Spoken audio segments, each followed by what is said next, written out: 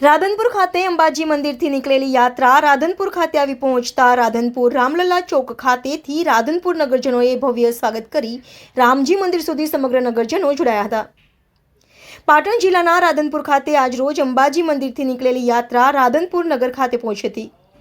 પોષી સુદ પૂનમ માં અંબાના પ્રાગટ્યના પાવનકારી દિવસેના રથનું રાધનપુરમાં આગમન અંબાજી ગબર ખાતે 51 શક્તિપીઠ પરિક્રમાના મહત્વને લોકો સુધી પહોંચાડવા માટે તેમજ શ્રદ્ધાળુઓને શ્રી 51 શક્તિપીઠ પરિક્રમાનું આમંત્રણ આપવા માટે શ્રી આરાસુરી અંબાજી માતા દેવસ્થાન ટ્રસ્ટ તરફથી અંબિકા રથ સમગ્ર ગુજરાતમાં મોકલવામાં આવેલ છે।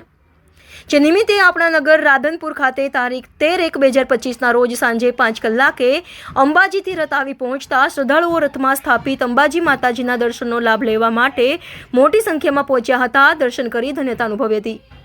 હાઈવે રામલલા ચોકથી ઢોલ શરણાઈ સાથે માતાજીના રથને રામજી મંદિર સુધી લઈ જવામાં આવ્યો હતો।